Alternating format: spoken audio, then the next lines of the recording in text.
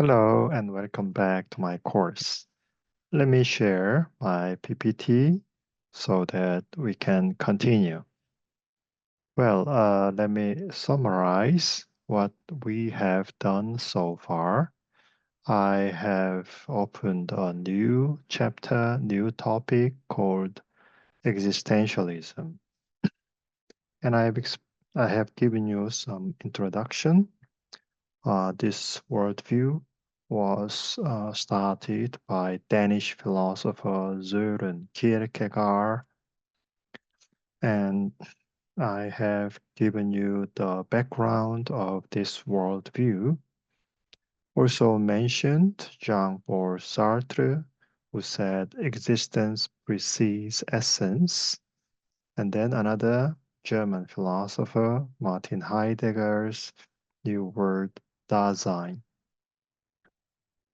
And then I moved on to mention Karl Jaspers of Germany, Gabriel Marcel of France, Martin Buber, and Manuel Levinas with a Jewish background. And then I also mentioned Maurice Merleau-Ponty, Simone de Beauvoir, and Albert Camus. About the contents of atheistic existentialism, I said, first of all, it claims that only matter exists forever, and accordingly, God does not exist, just like naturalism. And number two, I said, man is able to form the self into the current situation, since only man's existence precedes one's essence. So the existential situation of human being is the most important here. Number three, about the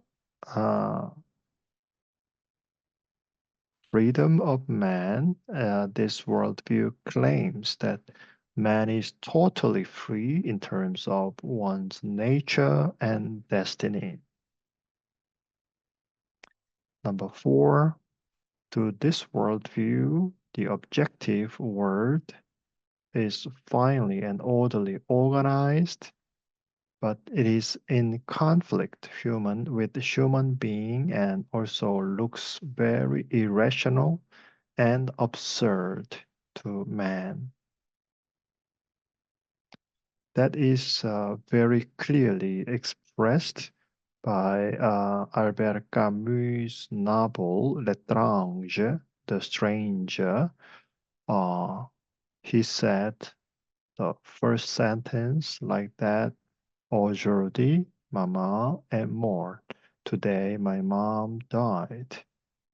Or perhaps yesterday, I don't know. He continued.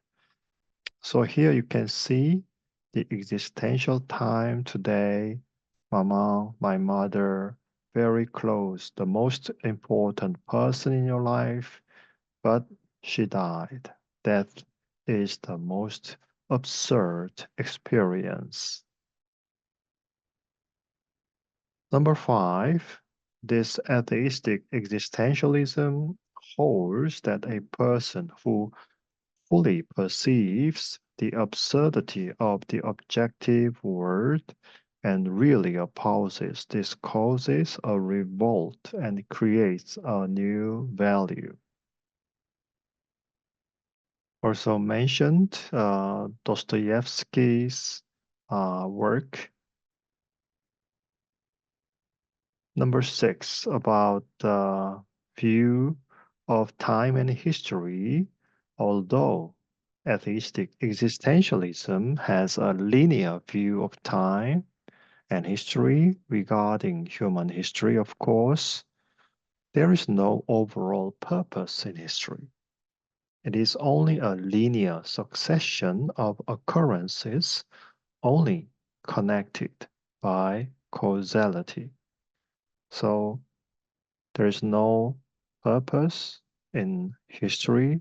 Everything is coincidence. Now, I talked also about some contents of theistic existentialism, and I started with Kierkegaard. And now I want to further explain the contents of theistic existentialism because that is quite different from atheistic existentialism. So this worldview acknowledges a personal God, and this God is infinite, has a triune personality, and transcends this world, and at the same time is immanent, is the sovereign Lord, and at the same time is good. That is quite the same as a normal Christian theistic worldview.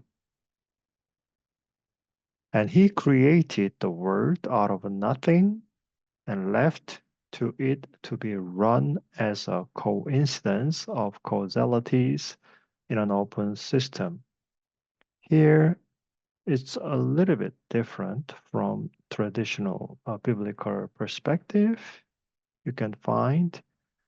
And furthermore, this theistic existentialism claims that man is created in the Creator's image, and therefore man is able to know something about the Creator and the cosmos, and then can take meaningful actions. Also, it holds that the Creator and man can associate with each other, and that they do, and that man was created good, but was fallen, and that man needs to be restored through Christ. Furthermore, it comprehends death as a door to a united life between the Creator and His people, or a door to a life that is apart from the Creator for eternity. Also, regarding ethics, the attributes of the transcendent Creator is the basis for ethics.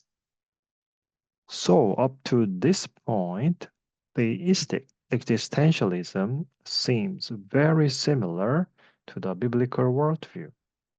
Then, what could be the differences between the two?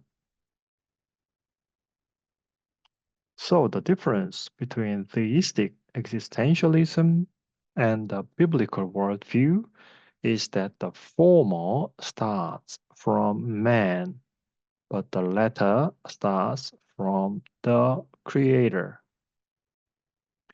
The former, the theistic existentialism, is mainly about the human nature and how the cosmos and the Creator relate to man. And it views that man is a personal being and finds oneself existing in the estranged cosmos when one gains complete consciousness. Also, it claims that the existence of God is a question that is solved through a leap of faith, not by rational reason. Number two, just like atheistic existentialism, theistic existentialism divides the world into the subjective and the objective world. And to classify this relationship, Martin Buber used the words ich und du, I and you, and ich und es, I and it relationships. The latter means the relationship between man and objects, And this is involved in the realm of science and logic, space and time, and a measurable realm. However, he argues that man cannot live only with it, but needs you. As a subject, a person meets one another subject in an I and you relationship, just like a husband and wife. So he views that this personal encounter is a genuine relationship. So it's more important than I and it relationship. So to distinguish between general biblical theism and theistic existentialism, sin is betraying a relationship more than breaking a rule. And repentance is grieving over a personal betrayal more than acknowledging sin. Also, forgiveness is restoring relationship more than an indulgence of a guilt. And faith is entrusting oneself to a personal being more than believing in some presuppositions. Furthermore, a life of faith is not adjusting to laws, but enjoying the personal being. Now, number three, theistic existentialism holds that knowledge is subjective and complete truth is sometimes paradoxical. Objective truth is about the I and it relationship, but this is not enough, as we have seen. Since more important knowledge is a close interrelationship, this is only possible within I and you relationship.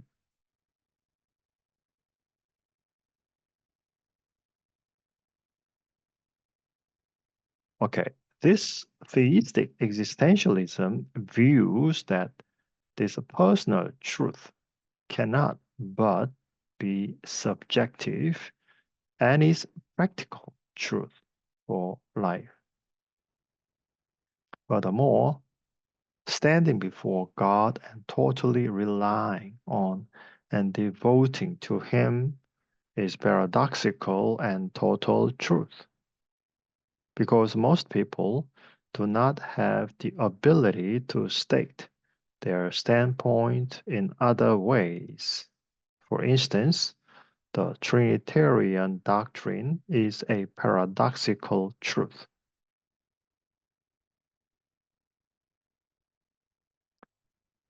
Number four, in theistic existentialism, history as a record of events is uncertain and unimportant.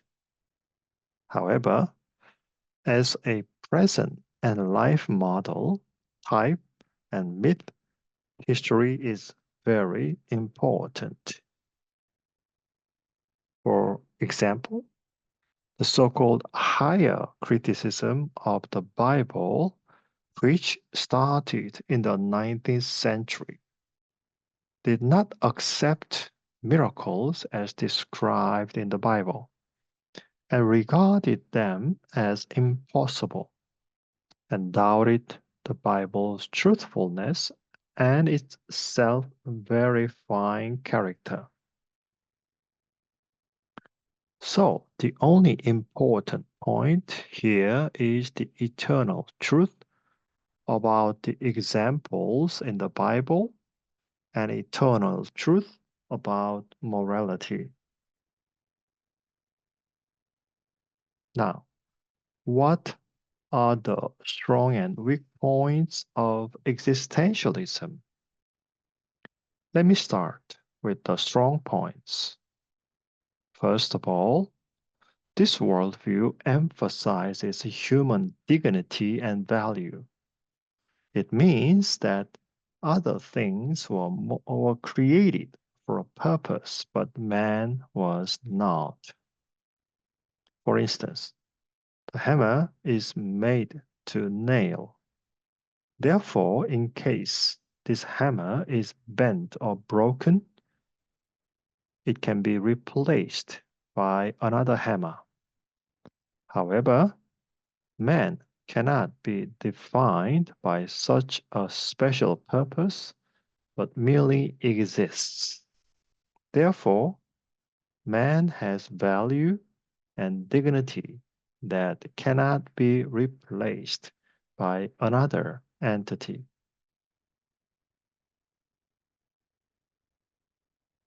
So, in this sense, existentialism tries to overcome the weak points of nihilism, right? In other words, nihilists try to overcome emptiness in an active way, but as existentialists saw that in the end, nihilists were met with a tragic conclusion, they try to look at the existence of man not in a nihilistic way, but rather by bestowing a value, try to provide a new breakthrough. Number two, existentialism acknowledges man's ability to make a choice independently. In other words, since existentialists acknowledge human free will, they emphasize the potentialities of mankind. So Martin Heidegger described man as a being thrown into the world. In a way, this suggests that man is full of infinite potential, and our life is not predestined, and according to one's determination, one can become anything. For instance, Steven Spielberg holds that he was not predestined to become a film director, but that rather it was his life goal. Steven Spielberg further said that he decided to become a film director when he was 17. Therefore, every day he wore a suit, held a bag, and walked about the Universal Studios and acted like he was a professional film director. Then people in the studio started to meet up with him, and in the end, he was able to produce famous movies such as Jaws, Indiana Jones, and Back to the Future. In other words, he intentionally chose his future and maximized his potential by moving it into action. Number three, existentialism understands the limits of beings very well. When life moves onwards to the future, its end is, of course, death. As time passes by, we all become old, and we do not know when death will come to us. However, this is why life is so precious. And existentialism recognizes the meaning of death and the limit that it brings. And it tries to give a realistic way of living life. In other words, instead of ignoring death, existentialists encourage facing it head on and finding true meaning and understanding of life. In other words, existentialists, when faced with the absurdities of this world, they do not try to evade the issue, but try to confront the problem.